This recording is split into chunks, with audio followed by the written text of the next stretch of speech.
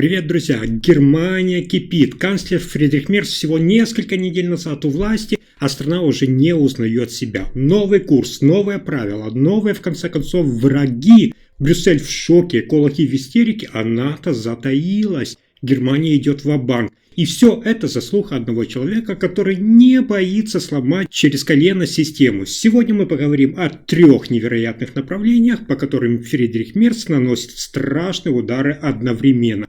Выход из-под контроля Брюсселя, конец зеленой повестки и усиление армии. Это не просто реформа, это революция десятилетия. Добро пожаловать в новую Германию Фридриха Мерца. Канцлер Мерц взял в руки ножницы и начал по одной обрезать ниточки, связывающие Берлин с Брюсселем. Он не кричит, он срочно действует. Немецкий канцлер просто сказал, цитата: «Мы не банкомат Европы». Я вам уже в одном из видео более детально рассказывал, что Германия десятилетиями тянула на себе половину бюджета Европейского Союза, поддерживала слабые экономики, субсидировала климатические проекты в странах, где никто не сортирует даже мусор. Все это якобы во время европейского единства. Невероятно. Но теперь стоп.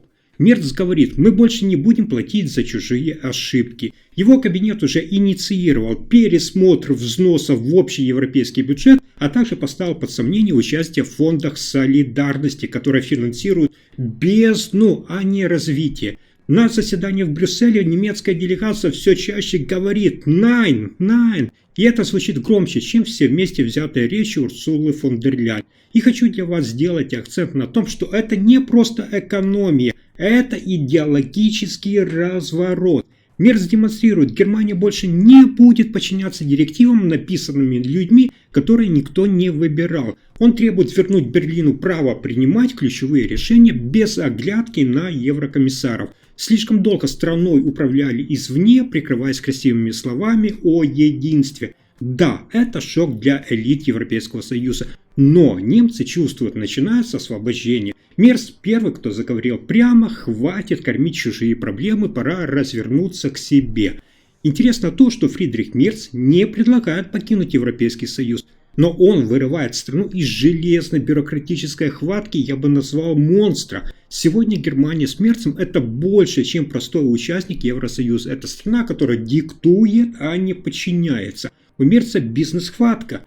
Мы с вами все наблюдали, что то, что происходило в Германии в последние годы, иначе как зеленой диктатурой не назовешь. Ограничения, налоги, запреты – все ради утопии. Людям навязывали эти электромобили, которые не могут проехать даже 300 километров. Закрывали атомные электростанции, оставляя страну зависимой от газа. Уничтожали уголь, но не предлагали ничего взамен. Все это называли экологическим прогрессом. А в итоге рост цен, экономический кризис, рост инфляции, дефицит энергии и массовое разорение промышленности, часть которой, кстати, перекочевала в другие страны.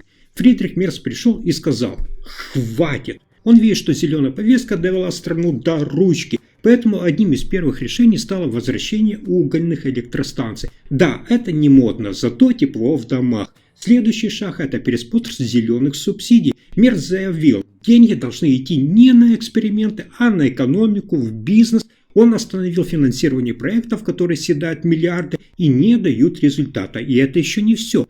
Правительство отменяет запреты на двигатели внутреннего сгорания, возвращает стимулы для традиционного автопрома, потому что зеленая революция чуть не убила сердце немецкой экономики, автомобильную промышленность. BMW, Mercedes, Opel, Audi, Volkswagen стояли вообще на ушах, а у их генеральных директоров был чуть ли не инфаркт. Конечно же, Мерц не против чистого воздуха, он против лицемерия и саморазрушения.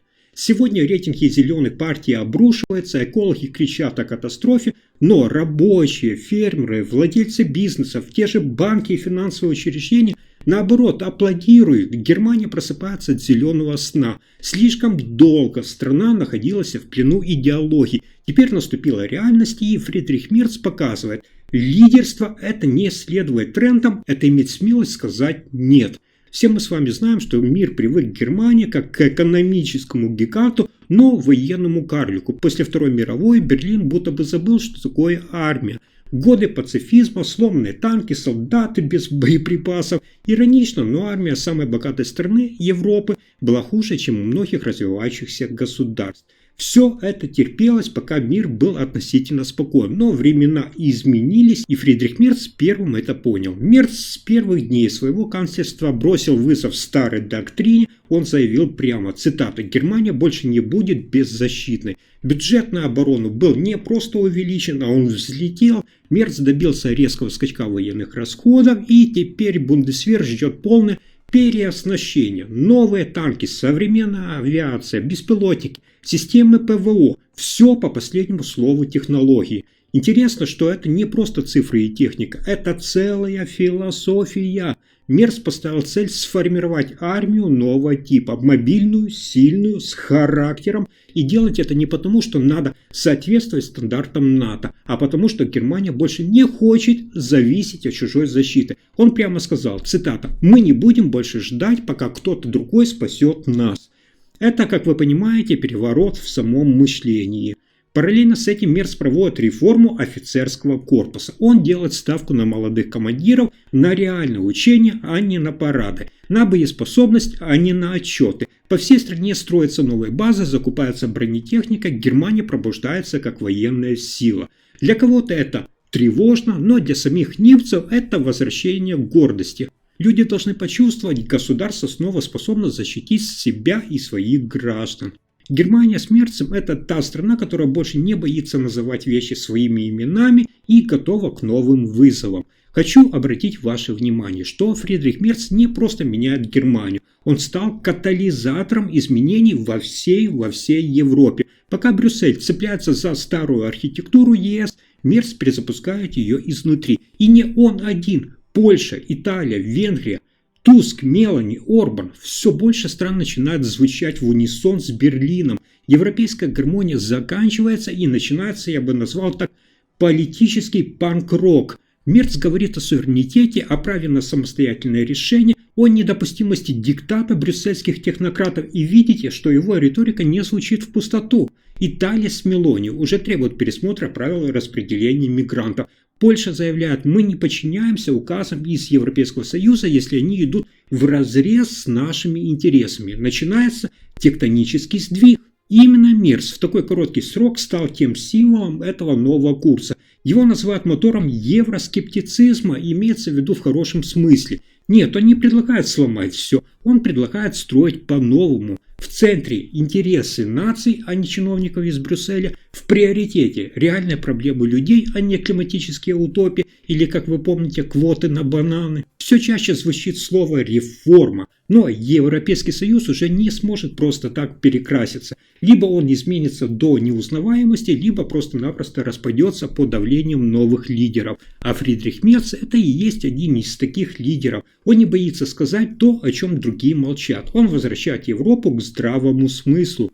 Мы видим, что первые поездки по Европе, первые встречи Мерца в той же Италии, Польше, и Германия снова в центре Европы. Но не как покорный донор, а как дирижер нового оркестра, и Мерц тот, кто держит палочки. Он уже не просто канцлер, он фигура, за которой идут, даже если не признаются об этом вслух.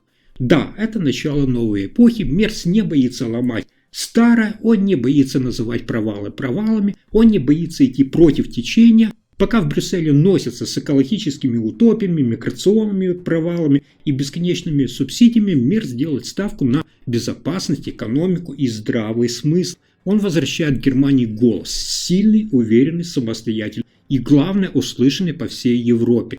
Я даже заметил, что его уважают даже те, кто с ним не согласен, а за ним уже идут и те, кто раньше молчал. Страны Европейского Союза, которые боялись говорить правду, теперь видят, можно иначе, можно жестко, можно прямо, можно по делу. Мерц – это политик прямого действия, и это страшный удар по брюссельской бюрократии. В то же время это тревожный сигнал для всех, кто хочет управлять континентом из закрытых кабинетов. Вопрос теперь к вам. Вы за старую Европу с бумажками, с квотами и миграционным хаосом, или за новую, где безопасность, армия, национальный интерес и реально свобода слова? Потому что Мерц уже на этом пути, он меняет правила игры, и весь мир смотрит, кто пойдет с ним, а кто останется в прошлом. Если вам понравился мой рассказ, если вы считаете, что Европе пора меняться, ставьте лайк, подписывайтесь и делитесь этим видео.